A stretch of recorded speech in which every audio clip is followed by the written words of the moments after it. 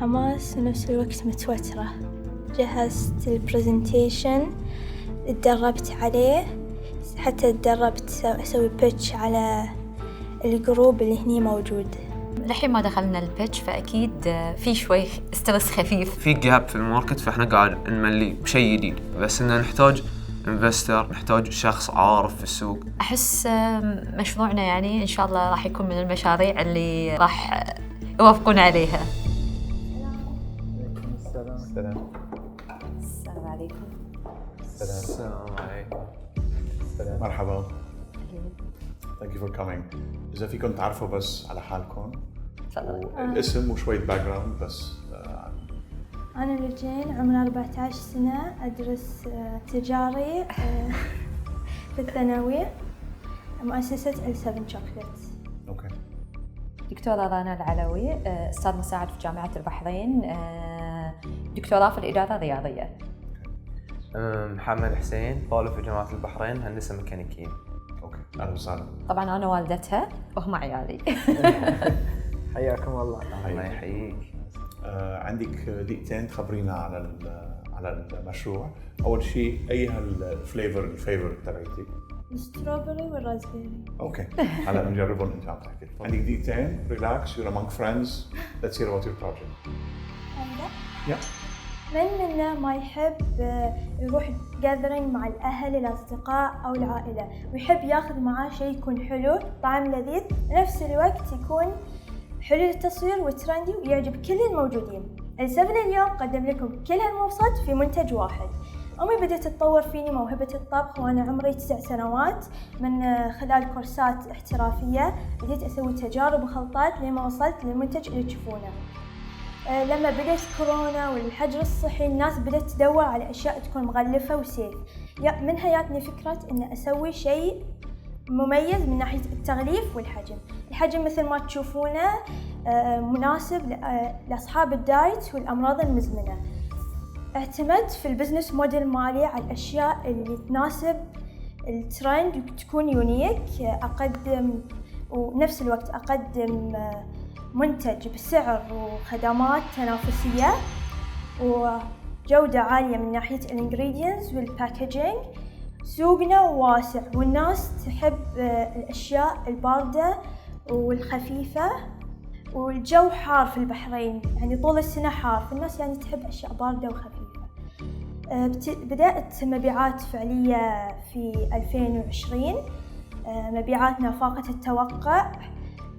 قدرت أحقق 10,000 دينار خلال سنة ونص، وإحنا اليوم رسمياً في طلبات، وطموحي إنه يكون عندي معاملنا الخاصة ونقاط بيعنا الخاصة اللي تغطي سوق البحرين وأسواق الخليج ومنها للعالمية. برافو، ثانك يو. نجرب الآيس كريم بالعافية. الآيس كريم العادي بالعادة يكون سكوب واحد، اما مثلا فلنفرض فانيلا شوكولات، فانت تكون مجبور على هاي الفليفر. احنا قدمنا الايس كريم بطريقه مختلفه، ان البوكس هم في عندنا كذا خيار، البوكس ميكس فليفر، فكل اللي موجودين لازم يلقون شيء في النهايه يعجبهم. كل بوكس فيه ميكس. واذا واحد عجبه شيء يقدر يطلب بعدين من نفس يقدر يطلب من نفس المنتج، او اذا كنتوا في جمعه يعني عائليه يكون ميكس، يعني في النهايه الكل بيلقى شيء يرضي. لجين تعطينا فكرة على السعر، كيف عم تبيع المنتج؟ سعر البيع يعني 50 حبة. البوكس فيها 50 حبة مع البوكس وشامل التوصيل 15 دينار. 15 دينار. اوكي. اول شيء خلينا نحكي على اشياء ثانيه، ابتكارات جديده رح تعمليها. نطور شوي الفليفرز. اوكي. احنا كان عندنا 5 فليفرز، سويناهم 8، وإن شاء الله نطورهم أكثر الفليفرز عشان الناس يعني عندهم خيارات أكثر من ناحية الفليفر، والبوكس مشكل. بدك توسعي البزنس، بدك تكبريه. نسوي معامل خاصة عشان نقدر ننتج أكثر ونقدر نبيع أكثر. عادة الآيس كريم يعني يفرق إذا يوصل للشخص وهو ذايب أو إنه يوصل يعني بطريقة معينة ويتم تناوله بشكل معين. فشلون تتأكدون إنه هو يعني الناس تستهلكه بالطريقة اللي المفروض تستهلكها، ما ينحط بطريقة غلط أو ما يذوب أو حالات البرودكت اللي عندنا انه حتى لو وصلك مو بمثلج كامل تقدر تاكله وتستمتع فيه، لانه هو في النهايه صار تشيز كيك بايتس، تشيز كيك ايس كريم بايتس، فانت بتاكله على اساس انه هو تشيز كيك بايتس او انه ايس كريم بايتس، فانه ما يذوب يعني ما هذه يذوب. لو سمع الطاوله ما يذوب. طيب شلون بتاكدون ان يعني حصتكم في السوق قاعده تزيد وان منتجكم يعني يمكن الناس تجرب ذي سنه او فتره وبعدين يقول لك اوكي خلاص شبعنا منه. نزلنا فليفرات جديده السنه. إيه؟ قبل لا يبتدي موسم الصيف، قبل لا يبتدي ان احنا نطرح المنتج يعني الفليفرز اللي يدد، ابتدوا اللي خذوا من عندنا العام هم بروحهم رجعوا يسوون كونتاكت يقولون نبي اللي خذيناه العام. كم كالوري في البايت؟ من 19 الى 22. هاي تخصص يعني في كل الفليفرز نفس الشيء. نفس تقريبا. فانتم حاسبينها ان ما تتجاوز ال 20 ما كالوري. تتجاوز ال 20 كالوري. لوجين لما بلشتي هالمشروع شو كانت الصعوبات اللي واجهتيها؟ نخلي الناس يجون يشترون المنتج ويعجبهم، يعني شوي صعب ان نقول حق الناس تعالوا اشتروا. اوكي، وشو هن الفليفرز الجديد اللي ذكرتيهم؟ الستروبري والجام والروز. احنا واجهتنا بعض الصعوبات بعد، يمكن لان هي تشتغل في التصنيع وفي العمل، انا طبعا معاهم كإدارة. احنا واجهتنا وايد صعوبات من ناحية التخزين، وايد كان الموضوع صعب علينا.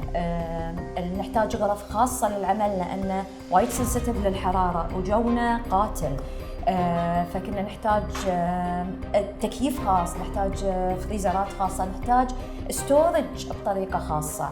الحمد لله السنة طبعا من المدخول اللي جانا قدرنا ان احنا نطور حتى الماشينز اللي عندنا، بس العمل في البرودكت نفسه كله ما زال مانيوال.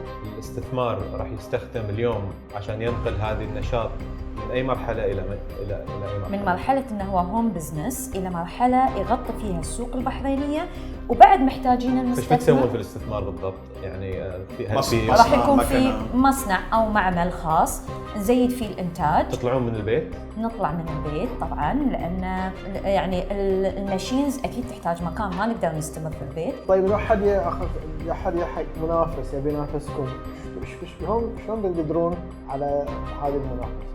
في نفس المنتج واحد عجبته الفكره هاي 100% موجود اكيد، يعني اكيد هذا الكيس بيصير. إيه؟ طبعا احنا عندنا بلان ان نطور هذا المنتج بطرق مختلفه. كنا قاعد المفروض ان احنا نشتغل عليها، بس قله الايدي العامله اللي عندنا، يعني جربنا على شيء صغير ان احنا نغير الشكل ونغير الفكره، نغير البرودكت بنفس المنتج وبنفس الطريقه بس بافكار ثانيه.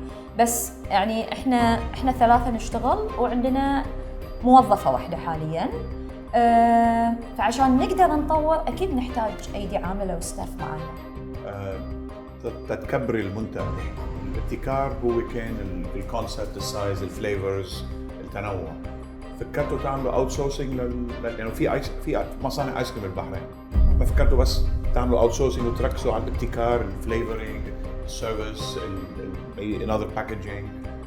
ما جربنا ان احنا نروح حق مصانع في البحرين، بس كنا نسوي سيرش ان شلون نقدر ان نستخدم الماشينز في عملنا. سوينا سيرش في تركيا وفي بعض المصانع اللي عندهم شركات اللي تجيب الماشينز الخاصة بالشوكولات وبهالأمور في ألمانيا، ولقينا إن في بروسيس ممكن يسرع لنا، بس طبعاً تكلفته وايد كانت بالنسبة لنا ما نقدر نغطي هذا الكوست. أوكي، وقد إيه رح يكلف المصنع؟ يعني بحدود من 200 إلى 300 ألف دينار. أوكي، شكراً. Thank you. شو رأيك؟ أنا I like it الصراحة. I think it's أول شيء في ذوق في العرض، التقديم. حبيت يعني it's very simple، لكن في نفس الوقت طريقة عرضه حلوة. The fact that you can have ice cream in one bite without having the messiness is quite nice. I really like it as a product. I like it بعد as product. أنا كمان positive. بحب اسمع أكثر من لوجين كمان. مبروك على التقدم على مشروع بيبان. بليز فكروا، انا برايي مصنع is not the right step. في enough outsourcing للايس كريم. ركزوا مور على الابتكار not about making the ice cream. عندكم الكونسبت، عندكم البراند L7 more flavors you know I think would be better would make يعمل البزنس efficient اكثر مصاري وايز. بس مبروك مبروك على مشروع بيبان. موفقين ان شاء الله. مبروك شكراً. مبروك ان شاء الله. شكرا. مشكورين ما قصرت. يعني I do think it's different صراحة.